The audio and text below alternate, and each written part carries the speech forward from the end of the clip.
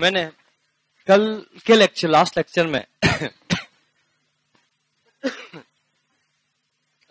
में मैंने आपके साथ वैल्यूएशंस ऑफ शेयर्स की रिगार्डिंग मेथड्स के बारे में डिस्कशन किया था। बहुत सारे मेथड्स हैं, उसमें वैल्यूएशन शेयर्स की पहली मेथड डिस्कशन किया था इंट्रिंसिक वैल्यू मेथड। अब वो इंट्रिंसिक वैल्यू मेथड क्या होती है, बड़ा ध्यान समझना। मैंने एक शॉर्ट रिव्यू देता हूं और क्वेश्चन स्टार्ट करेंगे। पहला क्वेश्चन आप खुद ही करोगे, मैं कुछ भी नहीं करूंगा उस क्वेश्चन में। क्वेश्चन समझाऊंगा, क्वेश्चन आपको खुद को करना है। एक बार आपको 10 मिनट का मौका दूंगा, उसके बाद मैं आप लोगों की हेल्प करूंगा। क्लियर? क्या हो गया पंकज? तो ध्यान समझना। तो हम इंट्रिंसिक निकालते कैसे बेटा? Assets less liability. देन जो आएगा उसमें क्या आएगा बेटा? Net assets. इस नेट असेट्स में ऐड कर दिया जाएगा किसको बेटा? गुडविल को। अगर वो ऐड होकर नहीं आ रही है तो, ऑलरेडी ऐड होकर दिक्कत है क्या? ऐड कर दिया जाएगा नॉन ट्रेड इन्वेस्टमेंट को। मैंने बेटा नॉन ट्रेड इन्वेस्टमेंट को बोला ऐड करने के लिए। अगर वो ऐड होकर नहीं आ रहा है तो ऐड कर देंगे। देन जो आएगा इसमें से लेस किया जाएगा प्रेफरेंशियल कैपिटल को। प्रेफरेंशियल कैपिटल को लेस करने के बाद ये जो अमाउंट यहां पे आएगा, इसमें हम ऐड करेंगे किसको बेटा? नॉशनल कॉल को। अगर यहां पे बात करेंगे प्रेफरेंस शेयर, नहीं, डिविडेंड ऑन क्या बोला बेटा मैंने? Preference share. देन जो आएगा इसमें ऐड किया जाएगा किसको बेटा? नॉशनल कॉल को। बेटा बिल्कुल बातचीत नहीं है ना, ये अपने चरम पे आ चुका है। नॉशनल कॉल को हम यहाँ पे ऐड करेंगे। नॉशनल कॉल को ऐड कब किया जाएगा? जब शेयर पार्टली पेड अप होगा या फुल्ली पेड अप होगा? क्यों ऐड किया जाएगा किसको बेटा? नॉशनल कॉल को। देन जो अमाउंट आएगा इसमें से डिवाइड करेंगे किसको बेटा? नंबर ऑफ इक्विटी शेयर्स को। और या डिवाइड किसको किया जाएगा? टोटल फेस वैल्यू ऑफ क्या बेटा? Equity share capital. इसको लेस करने के बाद जो अमाउंट आएगा या तो आएगा वैल्यू पर शेयर।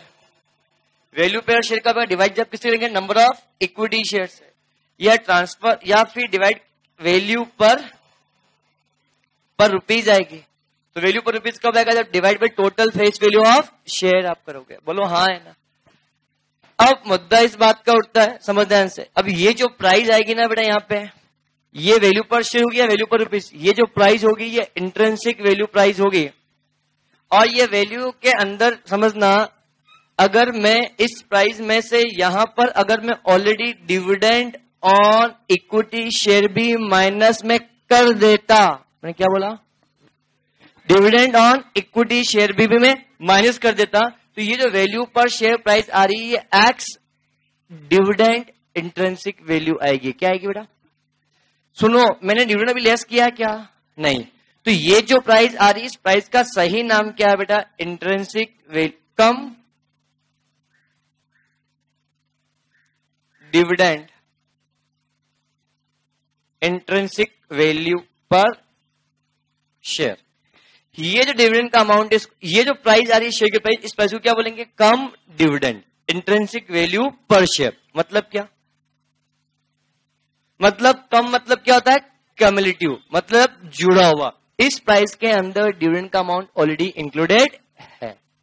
बट अगर मैंने यहीं से जब मैंने प्रेफरेंस शेयर कैपिटल को माइनस किया, dividend on preference share minus किया, इसी के साथ मैंने यहां भी माइनस करते समय डिविडेंड ऑन इक्विटी शेयर भी माइनस में कर दूंगा, तो ये जो प्राइस आएगी वो एक्स डिविडेंड इंट्रिंसिक वैल्यू पर शेयर आएगी। क्या आएगी बेटा?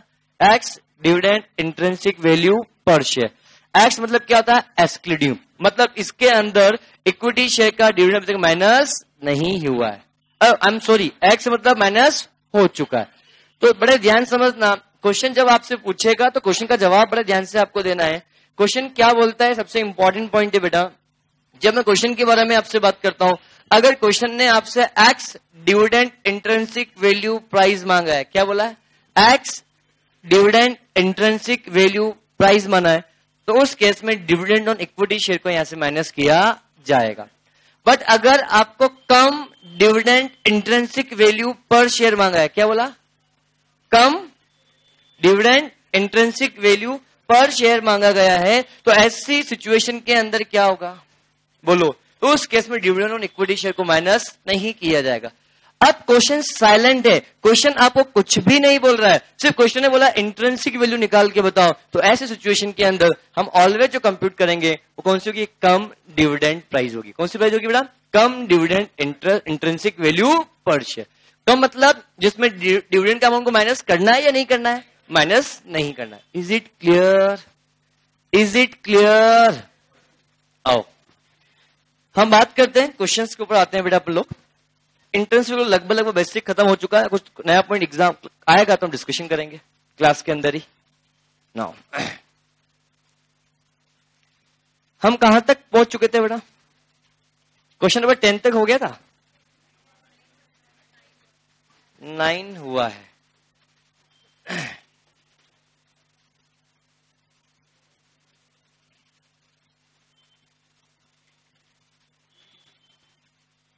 Now come to question number 12. Now come to question number 12.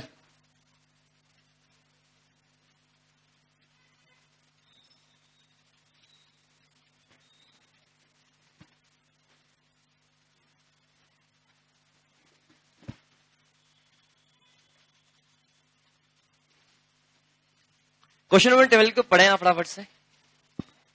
12 मैं क्वेश्चन आपके साथ पढ़ता हूं, क्वेश्चन आपको अभी मेरे सामने ट्राई करना है। Given below the balance sheet of Modern Wools Limited as at 31 March 2013 6,000 equity shares given. अब ये शेयर्स गिवन है, इक्विटी है प्रेफरेंस शेयर, कुछ गिवन नहीं तो क्या मानेंगे? इक्विटी मानेंगे। अरे जब क्वेश्चन कुछ गिवन नहीं है तो शेयर को इक्विटी बोलेंगे या preference share? Equity. Profit and loss account, bank OD, creditors, provision for tax and proposed dividend. Non current assets में आपके पास लैंड एंड बिल्डिंग गिवन है, मशीनरी गिवन है, स्टॉक गिवन है, डेटर्स गिवन है। The net profit of the company after deducting usual expenses but before providing provision for tax. तो such profit is provision for profit before tax या profit after tax? Profit before tax. Is it clear? अच्छा पीछे भी given है, ठीक है। On 31 March 2013 the land and building was revalued by rupees कितना बेटा? 2,80,000। Plant and machine rupees 1,20,000 and debtors on the same date including rupees 4,000 was irrecoverable. मतलब जहां जहां की बेड डेस होने की संभावना है। बिल्डिंग की नई वैल्यू 280 है, प्लांट एंड मशीन की वैल्यू कितनी बेटा? 1,20,000। तो रिवोल्यूशन प्रॉफिट होगा। अरे बोलो क्लियर। असेस की वैल्यू बढ़ेगी? अरे बोलो क्लियर। असेस की वैल्यू बढ़ने से प्रॉफिट होता है क्या? इस प्रॉफिट को हम एफएमपी में एड लेस कुछ करते हैं क्या? जब एफएमपी में कुछ भी नहीं होता है। ध्यान से, having regard to the nature of business the 10% of net tangible capital investment is consider reasonable. मतलब NRR at the rate of 10%। Land and building and the plant and machinery are subject to depreciation at the rate of 5% and 50%। मतलब assets की value जितने से बढ़ रही है, जितने से कम हो रही है, उसके ऊपर डेप्रिसिएशन का इंपैक्ट एफएमपी में आपको देना होगा। अरे हाँ है ना। अगर ये लाइन गिवन नहीं होती बेटा, इसको प्लीज नोट्स में कुछ मत लिखना, जो लिखना है आप नोटबुक में लिख लेना इसके लिए। क्योंकि अगर ये आप नोटबुक में लिख दोगे तो अगली बार जब क्वेश्चन पढ़ोगे ना तो आपको क्वेश्चन का स्पेशल पॉइंट ही पता है। अगर ये लाइन क्वेश्चन में 5% और 50% गिवन नहीं होती तो असेट्स की वैल्यू बढ़ी तो ठीक है, हम क्या करेंगे? जब कैपिटल इंप्लॉयड निकालेंगे उस समय नई वैल्यू लिख देंगे। बट असेट्स की वैल्यू बढ़ने से क्या फ्यूचर में डेप्रिसिएशन बढ़ता है? असेट्स की वैल्यू घटने से क्या फ्यूचर में डेप्रिसिएशन कम होता है? तो क्या इसका इफेक्ट एफएमपी में फ्यूचर एक्सपेंसेस फ्यूचर इनकम में जाएगा? अरे बोलो ना। बहुत बढ़िया। तो वापस का यूज होगा। You required to value of company ex dividend. बात खत्म। एक्स डिविडेंड बोला तो एक्स डिविडेंड बोला मतलब आपको वैल्यू निकालनी। कौन सी वैल्यू? Intrinsic value. हालांकि क्वेश्चन ने आगे खुद ने बोल दिया, द वैल्यूएशन गुडविल में be based of 5 years purchase for annual super profit. The tax rate is the कितना बेटा? 50%। Are you waiting my words? आपको गुडविल निकालना है। क्वेश्चन गुडविल का भी है, वैल्यूएशन ऑफ शेयर्स का भी। You have only 15 minutes. आपके पास मात्र 15 मिनट है। इस क्वेश्चन को पूरा आप पढ़ चुके हो और समझ भी चुके हो। अब क्वेश्चन को आपको गोली की रफ्तार से अब क्वेश्चन को सॉल्व करना है। कोहली नहीं, विराट कोहली की बात नहीं, गोली जिस क्या हूं, बुलेट, बुलेट राजा। जस्ट सॉल्व करें फटाफट से। मैं और वन मोर थिंग, 15 मिनट बहुत अच्छा समय होता है। मुझे एकदम परफेक्ट प्रेडिक्शन चाहिएगा। अगर किसी की नोटबुक में थोड़ा सा भी हॉच पॉच मुझे दिखा, उस पेज को मैं काट दूंगा, मतलब फाड़ दूंगा, मतलब नहीं, उसको पूरा क्रॉस कर दूंगा, याद रखना। एकदम परफेक्ट शुरुआत चाहिए मुझे, एकदम परफेक्ट, कोई ओवर राइटिंग नहीं, कुछ भी नहीं। ओवर राइटिंग मिली तो भी मैं पेज को फाड़ दूंगा, ध्यान से। सही है, कोई दादागिरी आपकी है ना सर? दादागिरी करते हो सर आप? हैं? दादागिरी करता हूं तो भी आपके पास ही आया।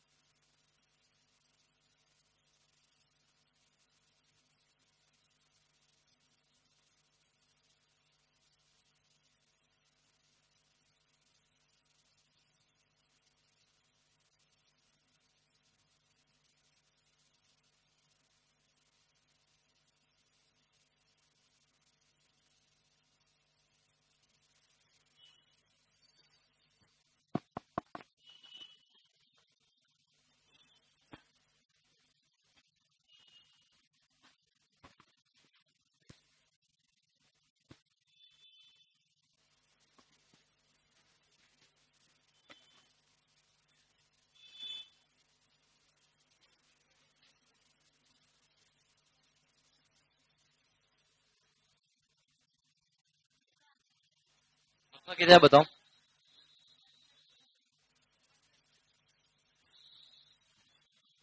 चलो, कैन आई स्टार्ट?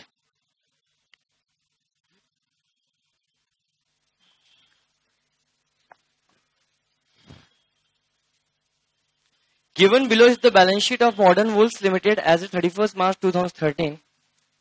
आपके पास क्वेश्चन में यहाँ पे गिवन है। सबसे पहले बात, आपको इंटरेस्ट निकालने के लिए अल्टीमेट क्वेश्चन गुडविल तो चाहिएगा। तो पहले आपको क्वेश्चन को पूरा गुडविल के रूप में आपको सॉल्व करना है। गुडविल का हो जाएगा, उसके बाद आपको इंटरेस्ट वैल्यू निकल पाओगे। बोलो हाँ है ना? आओ।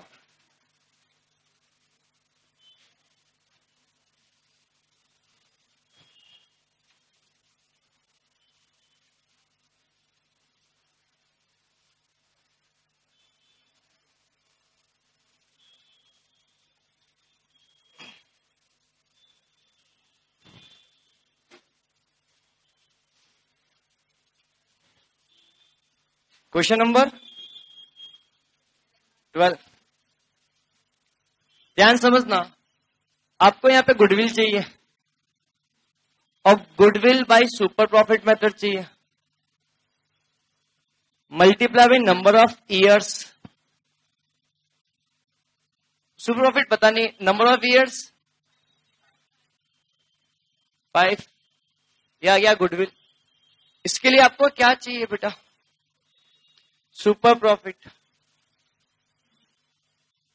और सुपर प्रॉफिट निकलेगा FMP minus normal profit. Normal profit ये निकल गया हो गया। अब मुझे क्या चाहिए? Normal profit. नॉर्मल प्रॉफिट किससे निकलेगा बेटा? NRR मल्टीप्लाई बाई क्या है बेटा? Capital employed. मुझे कैपिटल एम्प्लॉयड पे निकालो या FMP?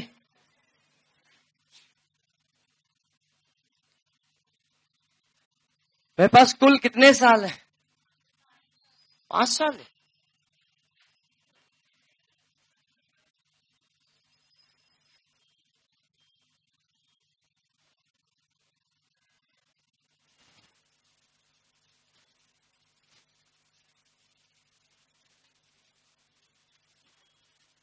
आपसे पहली गलती क्वेश्चन में होगी, अभी तक जितने भी नंबर ऑफ इयर्स गिवन थे वो हमेशा कैसे गिवन था? 8, 9, 9, 10, 10, 11, 11, 12, 12, 13। पर इस क्वेश्चन में ईयर गिवन उल्टे गिवन है, तो क्या हो गया? हम सही किया था हमने सर।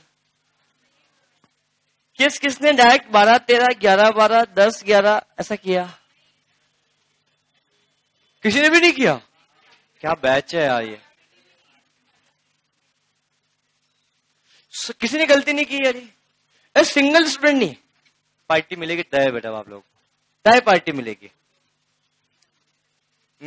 ये मैंने बोला सभी को। रिकॉर्डिंग है ना, हो चुका है।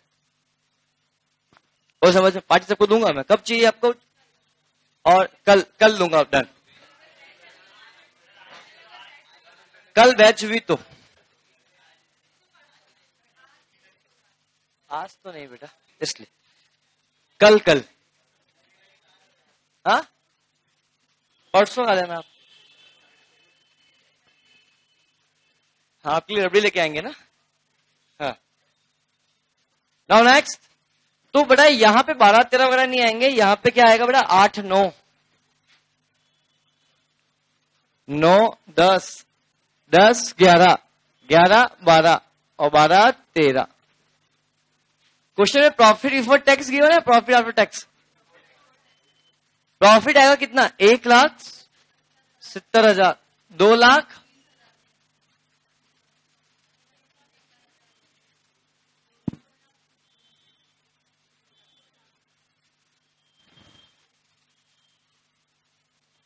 इसमें एडजस्टमेंट करेंगे। और सबसे पहली बात, इस क्वेश्चन में सिर्फ एक ही एडजस्टमेंट, वो भी कितना? 4,000 रुपए का। लेस करो या ऐड?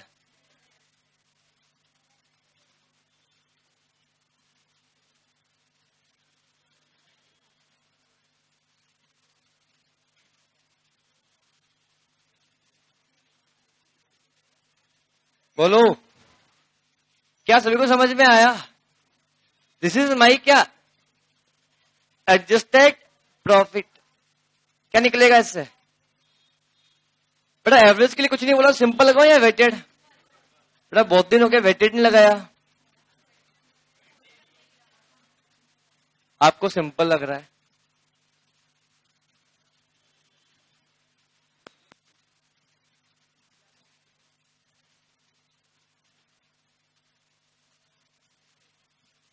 बोल जवाब दो। तो इस केस में क्या होगा, इस चीज के बारे में डिस्कशन किया। कितना आया?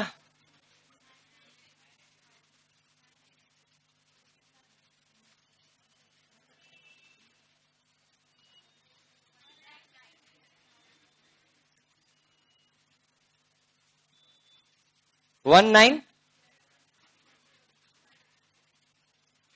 एडजस्टमेंट किया जाएगा, इंक्रीज इन फ्यूचर एक्सपेंडिचर,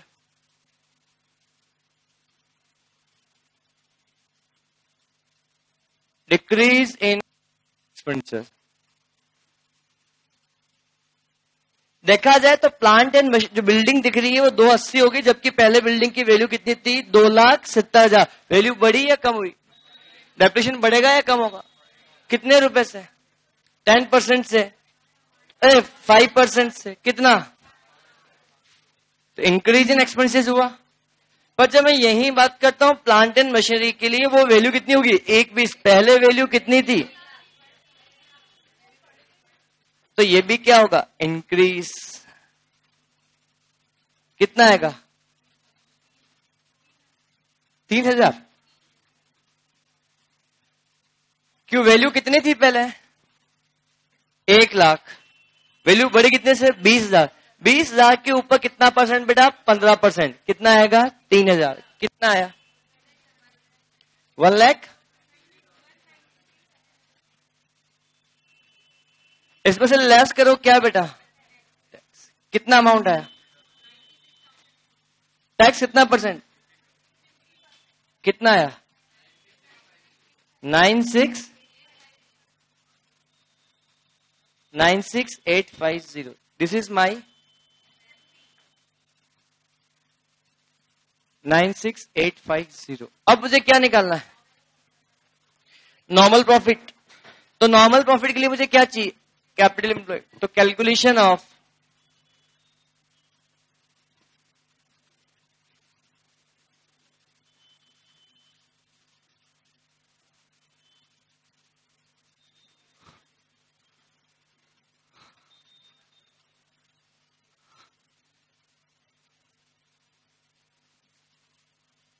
बताओ सबसे पहले एसेट्स कौन सी गिवन है? 2,80,000। नई वैल्यू पाएगा plant and machinery. Next stock. Next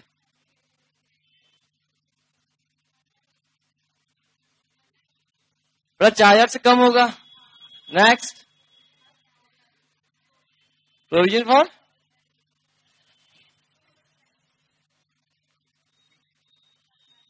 $1 lakh. Next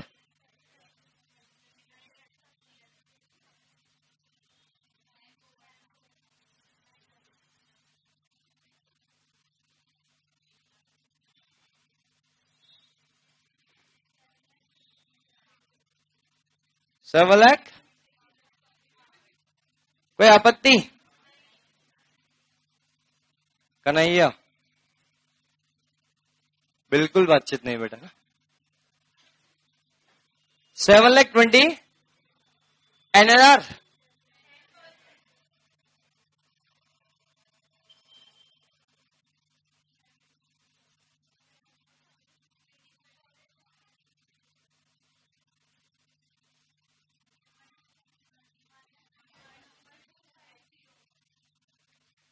सबसे पहली बात, अगर यहां क्वेश्चन सही है तो अगला क्वेश्चन सही है, बाकी अगला क्वेश्चन भी गलत होगा आपका बेटा।